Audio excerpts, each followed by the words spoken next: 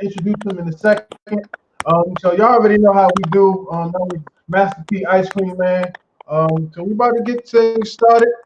I'm letting the guests come in now. We got a couple more seconds in, everybody, and then we will get the conversation started, man.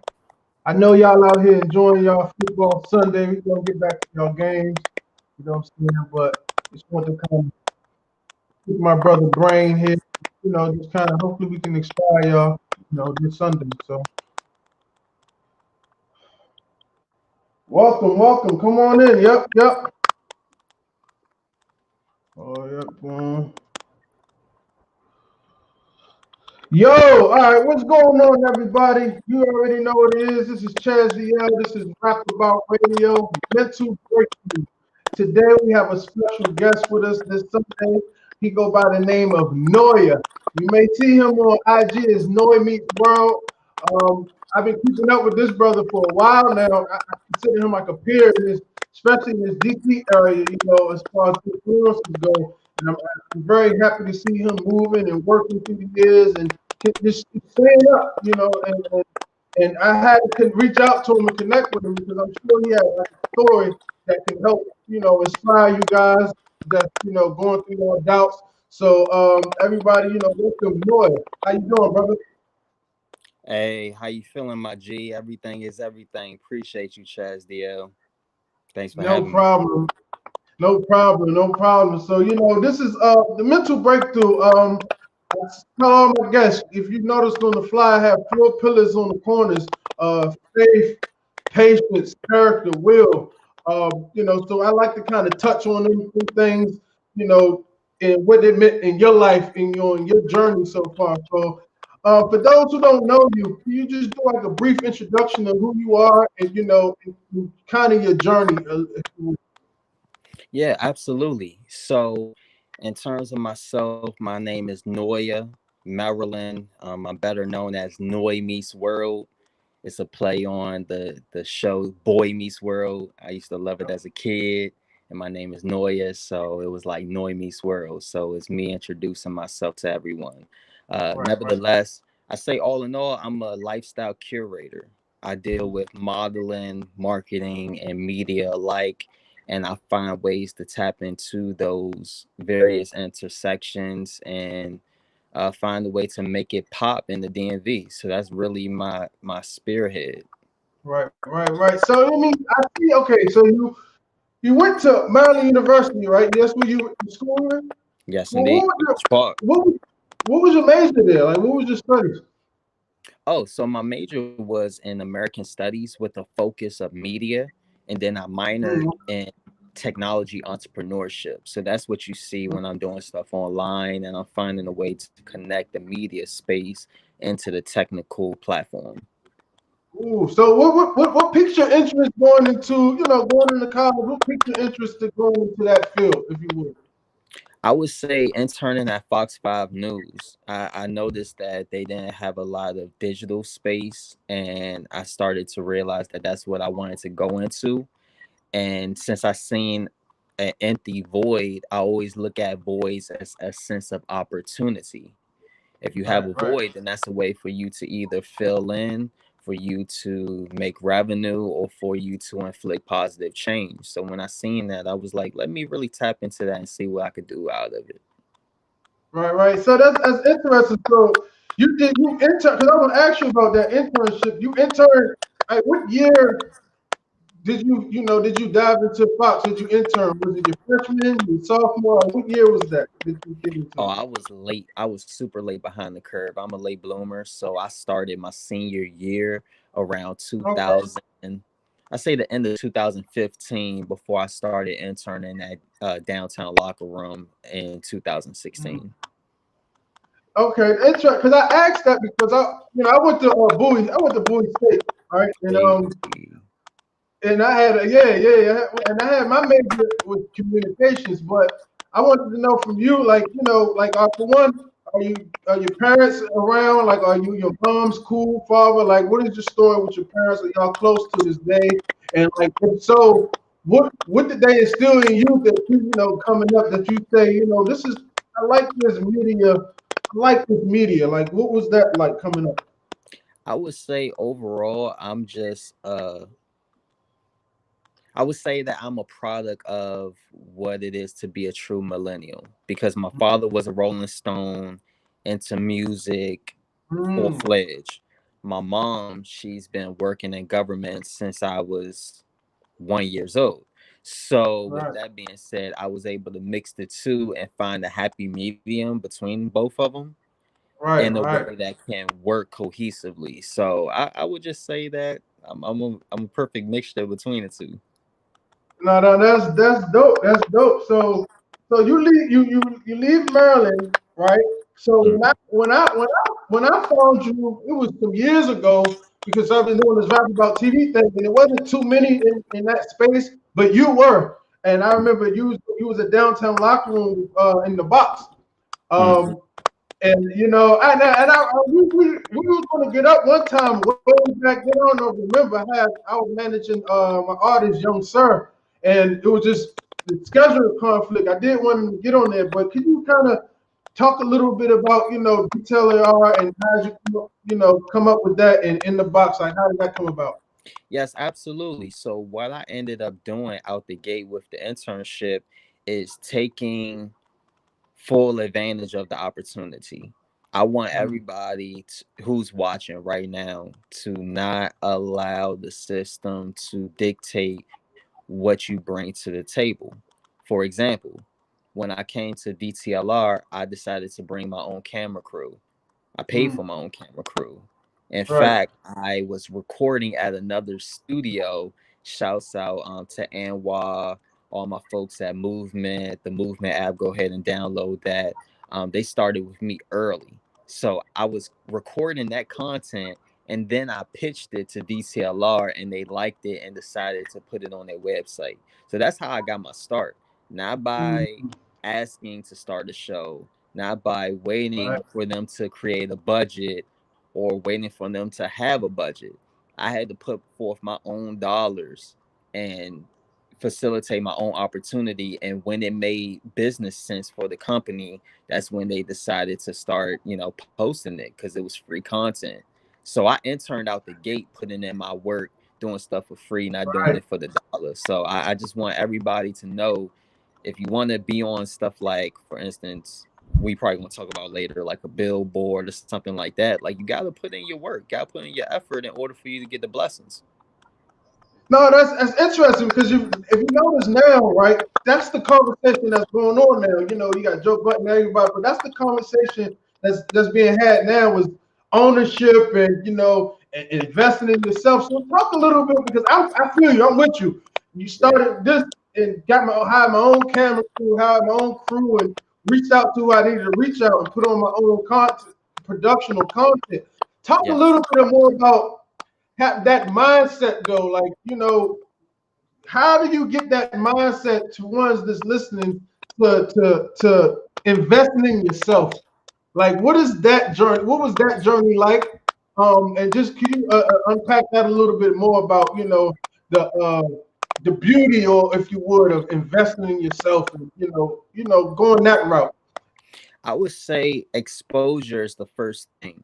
A lot of times it's not the fact that, and I'm gonna get deep, it's not the fact that people of color don't have the education or don't have the capability to attain the knowledge. It's just the fact that we weren't exposed to certain things. Mm, And back in 1999, as a kid, I was exposed to the Matrix. right. So I was shown, hey, yeah, this is what life is, but it's not quite what life is. And that had me looking like, what? So I'm in school, but I shouldn't fully believe in school. So just that alone had me Yeah. think, okay, it's time to think outside the box, and whatever you want to do, you need to look within yourself. So Right. when DTLR came about and I was able to create content, and ironically enough, I was the only person with this own show. It Yep. wasn't out of luck, it wasn't out of favoritism. It was just simply I spent the budget. Hmm. I decided to put myself in a position to do it. I made the sacrifices. Therefore, I'm the only one that's an intern ever to have a show. Yeah, right. Real rap, real rap. Yeah. You know what So I'm saying? That's what I'm talking about. So now I'm gonna jump into the pillars because now we're going somewhere with this. So explain about the faith aspect. You know what I'm saying? I don't, I'm a spiritual person, but I don't know how others are. But mhm, I would think at some degree, to get to level up, you have to have faith, not only in yourself, yes. but you have to just have faith in the Creator. So just explain a little bit about your faith and where did your faith come from? Like, where did your faith rooted from? I would have to say my faith just comes from an assortment of individuals that, always kept that in the forefront of my head, even when Right. I didn't believe fully. Yeah. And the older I become, the more I realize, man, I should have started sooner. Oh my goodness, I could have got so much more accomplished if I got my mind right. Right. Right. So, Right. I would just say it's really just family, and ultimately yourself. People keep looking to other individuals to find that sense of motivation when really is within here. When you find out that it's dead inside of you, and once you get yourself right, everybody else will fall in line. That's when things start to Hmm. unfold for yourself. So I would have to say it just started from like my family having a strong foundation, understanding in a higher Right. power, whoever that higher power is. I never been the Right. type to argue about specifics, but I'm all about understanding that I didn't make up the grass, and I don't know anybody else that can make up grass. So as Yeah. long as we on that level, we good. Yeah. Exactly. Exactly. So what would you say to ones? I found, the common thing I'm hearing when I'm speaking with all entrepreneurs like yourself is support system. You know what I'm saying? Some may not have a people in a household, but they can have a support system somewhere. Some being mother, cousin, but it's a support system. So where do you think that comes from for individuals that don't have that confidence or faith in themselves, but are looking for validation in someone else? Where do you think that comes from? And how? And lastly, how can they overcome that? If that makes sense. Yes, indeed. I would say if it's not from family, it's definitely from friends, because just because you are relatives don't mean that you are necessarily family. You know, I Right. I'm gonna just leave it at that, and I'm gonna just say it one more time for people that didn't listen. Just because you are relatives do not mean that you are family. They're regular people like everybody else. So keep that in mind when you are dealing with relatives, because it's not that family and money don't mix. It's just the fact that the people you think that are family are actually relatives. Right, because I think it's mindset. Everyone they could be family, but the mindset could be on a lower frequency, if you would. You know what I'm saying? So that's why they say align yourself with like-minded individuals. So I get that wholeheartedly. Um, let's jump into what you kind of got going on now before we I hit into the other pillars. I mean, I see you. At one point, you called yourself a sneaker influencer. Like, talk a little bit about the sneakers, man, and the love for fashion. Like, where did this come from? Yes. So my love for fashion just came from day in and day out being fresh, making sure that before what are those was created, nobody ever asked you what are those. Uh, Yeah, so that just became an everyday thing living in PG County. And as you probably know, in the DMV, like PG County, we the ones that dress. Like yeah, DC, before DC and Shy Glizzy and all them dudes start getting that fly, it was like, no, DC, they keep it real, PG. Y'all the ones that dress. Y'all be styling. Y'all from the suburbs. Y'all got a little change. That always was the perception of Prince George's County. yeah, So I grew up in Maryland. I took pride in it. Like even though I went to school in DC, you know how it is when you gotta yeah. go to schools you're not supposed to go to try to get on the road, whatever. Um, Even though I was going to DC schools and all of that, it still was embedded in me that you still gotta be fresh. So Right, right. when the tennis shoe era came in, it's like we already was reading East Bay books in the back of a bus. We already was waiting in line in the middle of a weekday to get kicks. We already was Yeah, doing that. So it was yeah. nothing new when that time finally came. So people just catching up to what we already been on. And that's crazy because I think the world is catching up. When I see you, bro, listen, I consider you somewhat a trailblazer in the sense of, you're actually changing lives behind, fashion, sneakers Thank you. and like I saw you was donating the socks or whatnot. Like, what is that experience like? You ever think growing up, I'm being fresh, but I ain't think I could change lives by being fresh. Like, so what is that like, for you? It is so rewarding, especially when you are in the early stages. Everybody Right. knows that I'm in the early stages of my career, so it's not like I'm sitting on $1 million or anything like that. But being able to work with $1 million companies to help my backyard, everyday Mm-hmm. kids to have socks and things like that, it's a little notch on the belt that shows you that, hey, if you keep on doing and fighting the good fight, it's going to come Yep. around, and you don't necessarily have to be like a lot of individuals, and respect to those individuals that feel like they have to do this, but you don't have to Right. go out of town in order to make it. You can create Ooh, opportunities in your own backyard if you connect to your mind and find a way to do it, and you're willing to make the sacrifices to make it happen. man, listen, I didn't have. My mom probably watching this. My mom probably watching this. I didn't have this conversation where we be having this conversation, like, because I feel like in this area, it's just an open market of opportunity. You know what I'm saying? They tell you you got to leave to make it, but I feel like if you really put the work in and kind of put your stamp your flag, put a foundation in this area, you can really thrive because it's so much of what people are not doing. So I remember coming up, the music scene, bro. Like, no, this DC area wasn't into hip hop for real. You know what I'm saying? So it made it easier for guys like Sir to kind of get into the game and make a splash. So Facts. I'm seeing that with you now, man. Like, that's funny you brought that up. But I wanted to transition in that and to say this: what has patience meant for you? You know what I'm saying? All these years of hard working and influence and like how has patience been a part of your journey? And can you kind of unpack like what is the mindset to that? Like individuals that want to be, want it overnight. Kind of touch a little bit on the importance of being patient. Well, I'm gonna be real. There's no such thing as overnight. If you don't Mhm. have nepotism to work in your favor, if you don't have a plug and that person love you for whatever reason, if the person that's making the decisions, the person that they're laying with don't like Right, you, you're right. not gonna get it. It's not necessarily about the people that are making the decisions. It's about the people that they're confining in, whether they like you or not. Mm-hmm. You have to Mm-hmm. understand that a lot of these executives, their daughter or the person, their wife, they'd be like, I like them.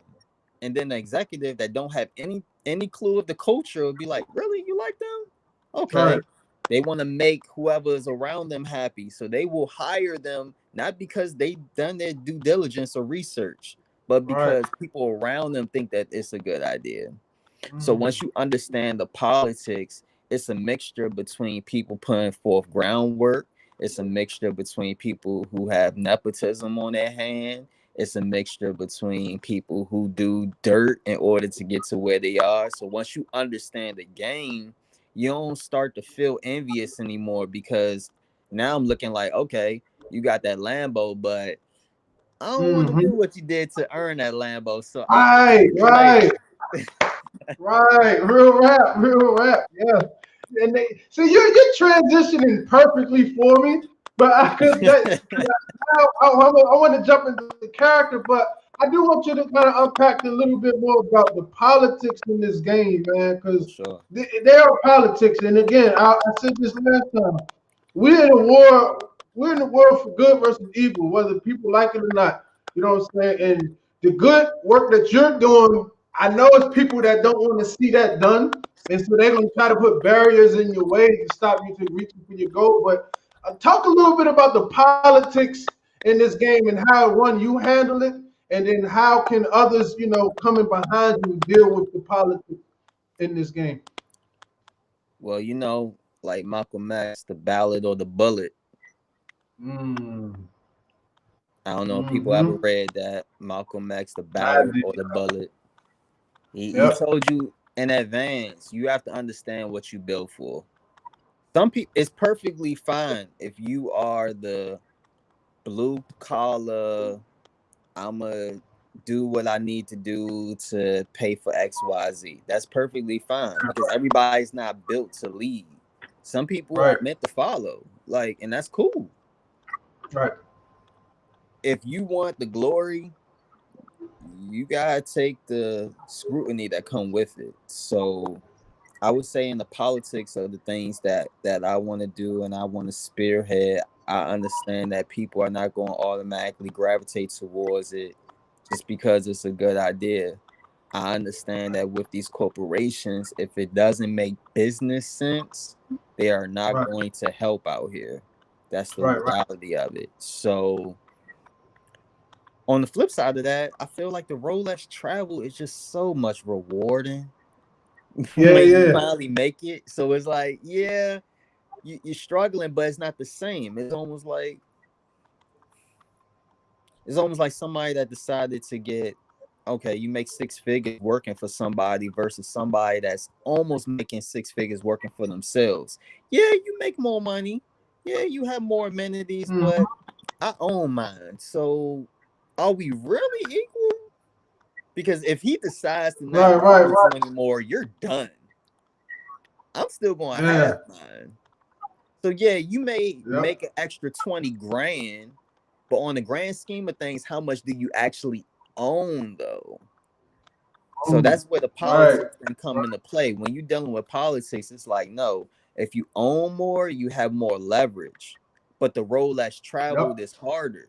You have to deal with those one likes. You have to deal with that one person watching your stuff. You have to deal with you starting from scratch. Be perfectly fine with starting from scratch and from the grind because it's about your work ethic. It's not about the popularity. And once you understand that, and you start attracting people that's only focused on that already have the base or already have the marketing strategy, everything else falls into Mm. play. So I would just say stay solid and stay 10 toes down. Stay solid, stays 10 toes down, right? So that leads me into character, right? Mm-hmm. Like one, okay, where did your character, character and your morals come from? But like, because like you said, you could do something that could compromise your integrity to get to that $1 million that you've been dreaming for, or you can stand 10 toes down, stand on your morals, integrity, and grind through it because struggle is ordained. So what is it about your character and how did your character develop through the years to be, a stand-up guy? Like, talk about the importance of being a stand-up guy, especially in this game. I've had the luxury of things not going my way. Hmm. I want you to unpack that some. I want you to unpack that some. So a lot of times we always want things to go a certain way, and then in retrospect, we like, dang, I would have sold myself short if it played out the way I saw fit. If I didn't know what I know now. Yeah. So I would say when it comes to situations where you think that you know what you're talking about, step back, breathe in, breathe out, and just watch. When you Hmm. sit back and you just decide to let it unfold instead of you trying to make it happen, you'll start to see where you need to flow. And then your gut will just answer everything else at that point. So Right. I would say that's the best way. In terms of character, I feel it's all about your instincts. It's all about what you either have in your spirit or what you was taught to know whether something is janky and something isn't right, and it's better to let Right. it be and keep it moving. So, Right. if it doesn't suit your spirit, if it isn't in conjunction with who you are, what you stand for, then I don't think you should do it for monetary gain, because you see people who disappeared like Dave Chappelle. They're like, nah, I'm gonna wait. But he had to wait Yep. it out. 10 years. Hold 10 on, years. people forget the fact he had to wait it out and how long he had to wait out in order to get what he's getting today. So when you 10 look at that, years. 10 That's, years, that's crazy. a decade, he had to lay low, he had the plot, he probably was working on material. He was working on material low key throughout the country, staying incognito the whole time, because he understood that it is all about timing. And once you get Right. that it's all about timing, just simply prepare. If you prepare all day long, when that opportunity comes, that's when success follows. So Touche. Touche. Touche. So I mean, so we on character, man. I want to, you dig deep a little bit on, which again, what is your end goal? Because again, I want you to kind of talk about the initiatives you've been doing recently. Again, I've seen you delivering, boxes to these communities and to these homes. So talk a little bit more of that. Like one, what's your end goal, if you could, of your big picture, like what do you want to get accomplished, and then talk about the kind of initiatives that you're doing right now in the community. yes, indeed. So I started working in conjunction with my creative partner, Design District, and they are a nonprofit organization spearheading in the DMV area, and we just thought of ways that we can facilitate. They do nonprofit work. I help with the creative style to bring these things to life, and ultimately we just want to do something to help our people. We understand that this Right, pandemic is wiping people out in a multitude of ways, and quite frankly, it was doing that before the pandemic hit. So we need it more now than ever. So instead of me right, being, I'm not going to say me being selfish or what have you, I just wanted to use my skill set to see what I can do in my backyard, because a lot of people feel like you need millions of dollars in order to inflict positive change, when it's like, right, no, right, you can do something basic. It's everyday kids, full-blown teenagers, writing letters to corporations and getting whatever they need to facilitate in their communities. Why can't we put forth the same effort? That same effort right, you're doing to like everything, to scroll everything, to repost everything, to take a selfie, you can actually yep, spend that same time to write an email. And you'll be surprised that people aren't even, acknowledging them, or how many steps it really takes to get it done. That's not too hard. So I would just say apply yourself and see what you like, and then connect dots there. Once you find out what you like, and you figure that out, you'll know what companies you want to look for. Um, if you love schools, then start looking into the county, start looking into the public school system. Understand what applications you have to fill out in order to go into these schools. Once you figure that yep, out, know what plans of action that you need to take heed. Go to the PTA meeting. right, Talk to the teachers hands on. They need support. They need help.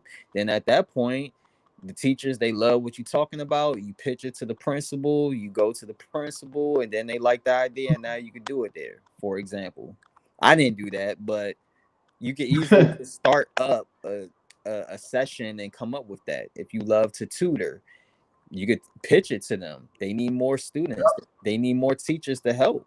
And you can not only help facilitate tutoring for free, you may even get a side hustle tutoring, because you put yourself out yeah, there.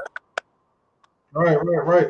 I mean, you just gave some free game. I hope everyone listening, you gave some free game. So a little bit like I want to know, how did you and your partner, how did y'all meet, and come up with this together, and then I see you got certified risk taker. That's a clothing brand, right? Yes, Clothing indeed. line? Right. Yeah. So how did you meet your partner for District 51, and then what was the inspiration behind certified risk takers? Like, so can you unpack that a little bit? Yeah, for sure. So Design District, the nonprofit org, we've been working with each other in the past when it came to just general interactions, designs. He been supportive with me when I had my events over at DTLR and at Shoe City. So it just was one of those things where you start looking at people around you and then you ask yourself, how can you be of assistance? I started Okay. having a bunch of associates or a bunch of friends, and I was thinking, okay, it's cool to hang out with you, but what do you really do? How can we Mm-hmm. make a difference together? How can we make money together? So that's Mm-hmm. what I started doing in 2020. And the more I started to do that, the more I started to realize how many things we really have in common when we stop and started to talk about it. Right, right, So right. that's that. Certified risk taker, that's me and my sister, pretty major. I am pretty Mm, major on social media. We started to do that. So she spearheaded certified risk taker. And then I was mm. just being an investor, helping with the background, anything that was needed. So we started doing like the distribution and building that brand up. And that's really what helped to launch like Every Day is Wednesday luxury brand and building the motivational Right, mindset.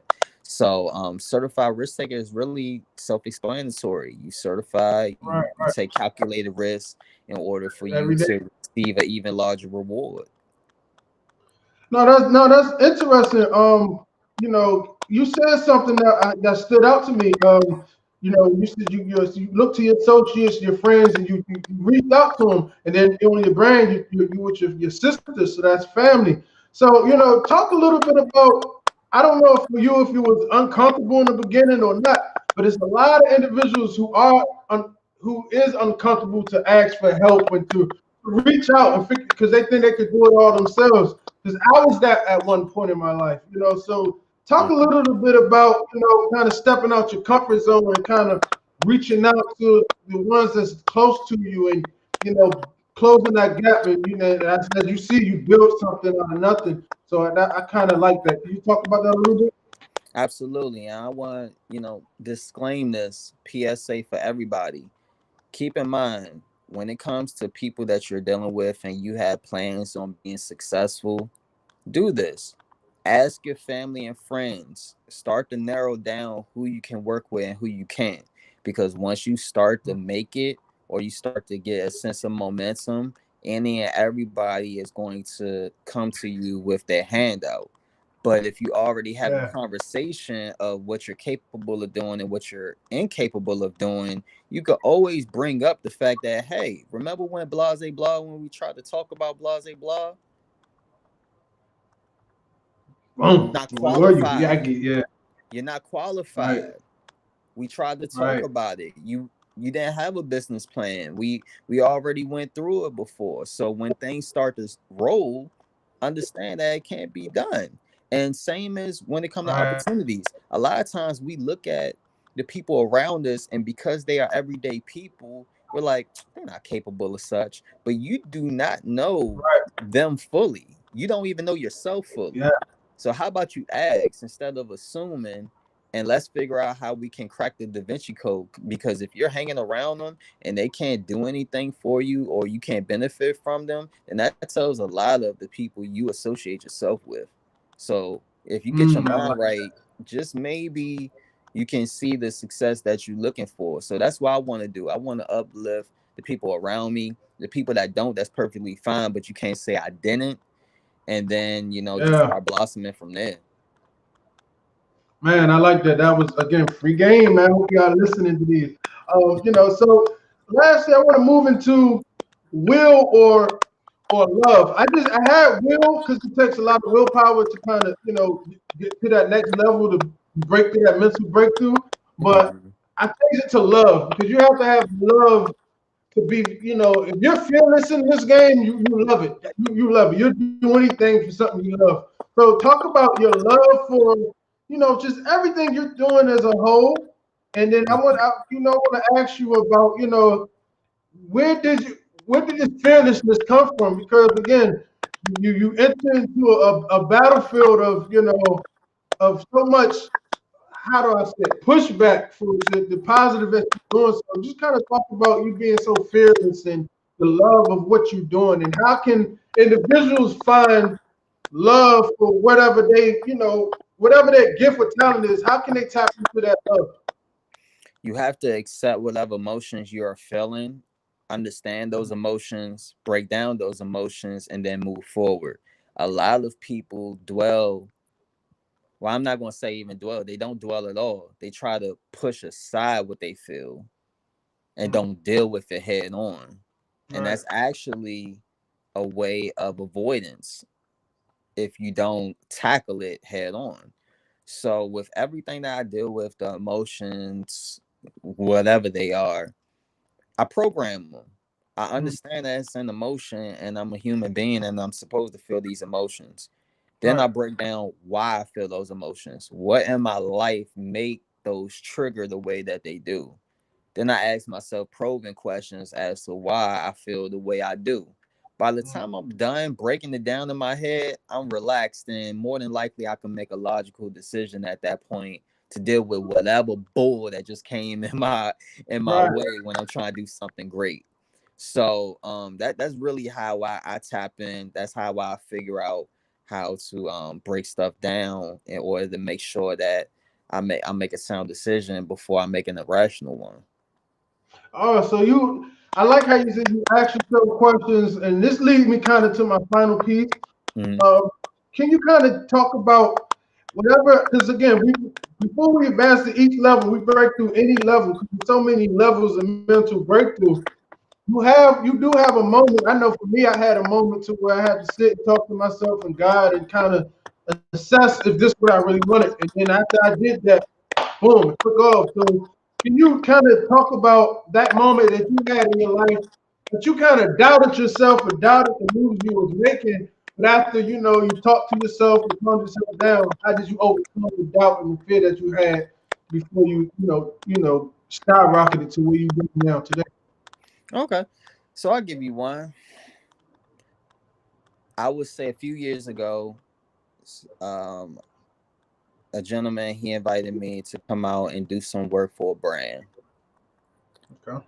Everybody else came out to show love for the brand, but they didn't wear the brand.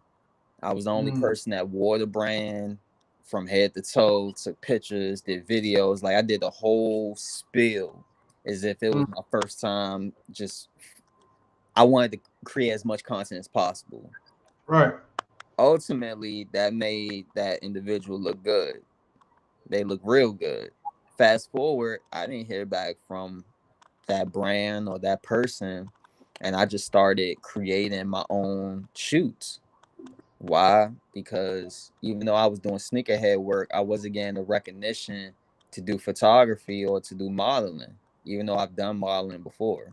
Right. Right. So I was like, all right, I'm just going to start directing my own stuff, paying for my own photographers again, paying for my own shoots.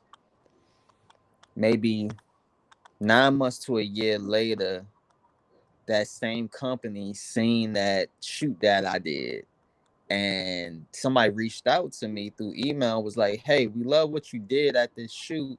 We just wondering, can we send you some more shoes and you just hashtag us one time just to say, Mm-hmm. thanks. And I was like, sure. I did that and I started doing, multiple ones. They started liking what they see. And next thing Right. I know, the same person I did for that brand, they reached out and was like, hey, I know that this company, New Balance, they doing some work in the DMV. I don't know anybody that does as much work with the sneaker stuff as you do. Right. Right. Right. I'm a pitch to them along with a bunch of other people, and if they like you, they give you a call back. And because of my track record, the stuff I did for years on end for free, the stuff I was doing, paying my way, paying my photographers in advance, all of that stuff, I Mm-hmm. ended up landing that situation and was able to do, the billboards and all of that, for New Balance. So, Yeah, I see the commercials. Yeah. Yeah. oh, thank you. So yeah, I did like 4 or 5 commercials. I was at Chinatown National Stadium, all over the metro lines. Like it was super lit, especially before this pandemic hit. You know what I'm saying? Like that was Yeah. the last Yeah. Yeah. time the world seen we was out and Nope. about, no face masks. Like that's crazy. So Right. Right. in retrospect, looking back on it, I had to spend that money on them outfits. I had to spend money scouting, driving, looking for perfect locations for these shoes. Like it takes a lot of work to do stuff that people may just take a selfie in a mirror and think that that's content. Right. So I would tell people, man, put forth the effort, put forth the work because it will pay off. I'm living proof of that. Even though I'm still grinding, working to get to my millions, Mm-hmm. I've seen some light at the tunnel. So I'm telling you, like Yeah. it's possible out here. I'm in the heart of the DMV doing it just like you doing it each and every day. So, I appreciate Rap About Radio, you for, giving me the opportunity to inspire people, man, because they need people like us to keep doing it. Right, right. And speaking of which, real quick before I let you go, man. So are you still at good relationships with DTLR? Like, are you gonna bring back in the box? Like, is that coming? Are we gonna see that again? Like, what is up with that? It's up to them. Right now, I do sneaker blogging for DTLR, so I'm always on the DTLR blog.dtlr.com site. So you go ahead and check out my latest articles. So yeah, right now they're spearheading a lot of the main content. If they want me to do more interviews, hey, we'll go ahead and knock it out. So it's up to DTLR for us to negotiate and go forward there.